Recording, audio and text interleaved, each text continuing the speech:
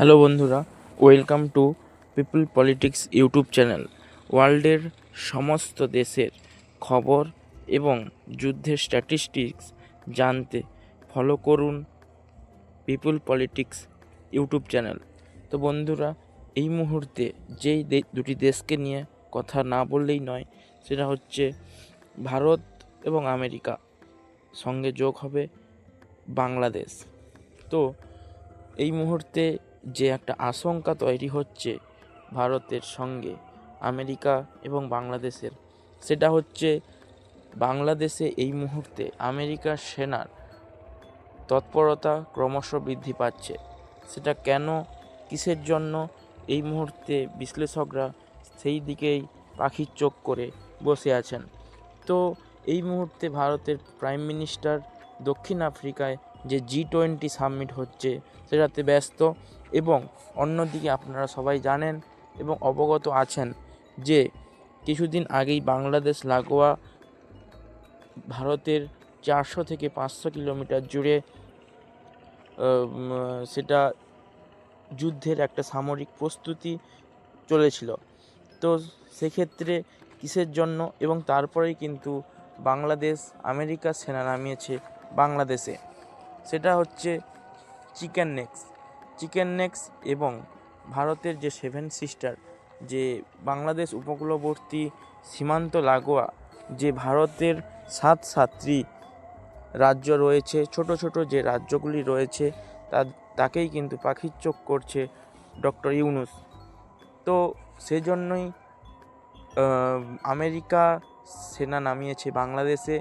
এবং যদি আপনারা কিছুদিন আগেই, আজ থেকে 2 মাস আগে পিছিয়ে যান, তাহলে আমেরিকায় কিন্তু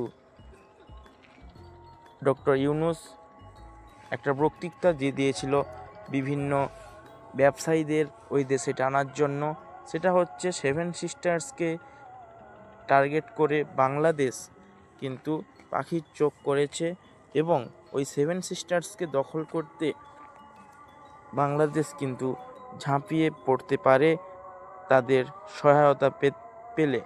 এখন যেহেতু আমেরিকা ভারতের সঙ্গে কোনো রকম সুবিধা করে উঠতে পারছে না, যেহেতু ভারত আর কোনো রকমভাবেই আমেরিকার ওপর নির্ভর করছে না, আত্মনির্ভরতায় জোর দিয়েছে, তার জন্য বাংলাদেশকে নিয়ে এবং বাংলাদেশকে মিডিলে গুটি বানিয়ে এবং এক কথায় বাংলাদেশকে নিজেদের মধ্যস্থতাকারী হিসেবে ইউজ করে ভারতের ওপর নজরদারি চালাতে চাইছে ডোনাল্ড ট্রাম্প।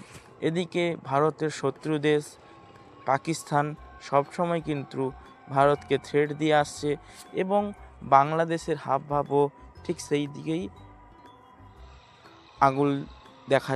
আঙুল দিয়ে দেখাচ্ছে। বাংলাদেশও কিন্তু এখন ভারতকে রীতিমতো থ্রেট দিচ্ছে তাদের যে কথাবার্তা অনুযায়ী। এবার বাংলাদেশকে যতদিন শেখ হাসিনা ওই দেশে ছিল, ততদিন কিন্তু একটা সৌহার্দ্যপূর্ণ ব্যবস্থা ছিল, এবং যেই মোহাম্মদ ইউনূস ক্ষমতায় এসছেন হাসিনাকে সরিয়ে, তাই কিন্তু তখন থেকেই কিন্তু ভারত এবং বাংলাদেশের সম্পর্ক সব সময় কিন্তু পদোন্নতি ঘটছে, এবং বাংলাদেশও কিন্তু আর শুধুমাত্র ভারতের ওপর নির্ভর না করে তারা কিন্তু আমেরিকা এবং ভারতের যে শত্রু দেশগুলি যেমন পাকিস্তান, তুরস্ক, তাদের উপর বেশি জোর দিচ্ছে, এবং বাংলাদেশের যে বিভিন্ন সামরিক ঘাঁটিগুলো রয়েছে সেটা কিন্তু আমেরিকাকে ইউজ করতে তারা ফ্রি হ্যান্ড দিয়ে দিচ্ছে। এবং যদি আপনারা দেখেন যে কিছুদিন আগে ভারতের রাজধানী দিল্লিতে যে বোম বিস্ফোরণ হলো, সেটা কিন্তু ব্লুপ্রিন্ট বাংলাদেশে বসেই সাজানো হয়েছিল, এবং মাঝে মাঝে পাকিস্তানের যিনি সামরিক মিনিস্টার, তিনি কিন্তু বাংলাদেশে এসে ডক্টর ইউনূসের সঙ্গে কিন্তু যোগাযোগ রেখেই চলেছেন। পাকিস্তানের আর্মি চিফ এবং বাংলাদেশের আর্মি চিফও কিন্তু এই ব্যাপারে তারা কথাবার্তা বলেছেন যে ভারতকে কিভাবে দমিয়ে রাখা যায়। কিন্তু কতক্ষণ আর আগুনকে ছাই চাপা দিয়ে ঢেকে রাখা যাবে, এবং কারণ ভারতকে এই তিনটে দেশ কখনোই দমিয়ে রাখতে পারবে না। তার কারণ হচ্ছে ভারতের পাশে রয়েছে বন্ধু রাশিয়া এবং বড় বড় সব দেশ। তো সেক্ষেত্রে যেহেতু জাপান টেকনোলজির দিক থেকে অনেকটাই উন্নত, তা জাপানও রয়েছে, এদিকে রয়েছে ফ্রান্স, যেখান থেকে ভারত রাফাল প্রযুক্তি অত্যাধুনিক রাফাল কেনা বেচা করে। এবং আপনারা এই নিয়ে আমি একটা ভিডিও আপনাদের দিয়েছি, সেটা হচ্ছে রাশিয়া তাদের 5ম প্রজন্মের Su-57 ভারতকে গিফট করছে, এবং ভারতের মাটিতেই রাশিয়ার প্রযুক্তিতে যে 5ম Su-57 তৈরি হবে এবং দেশ আরও উন্নতির পথে হাঁটবে। আজ এ পর্যন্তই, দেখা হবে পরের কোনো ভিডিওতে।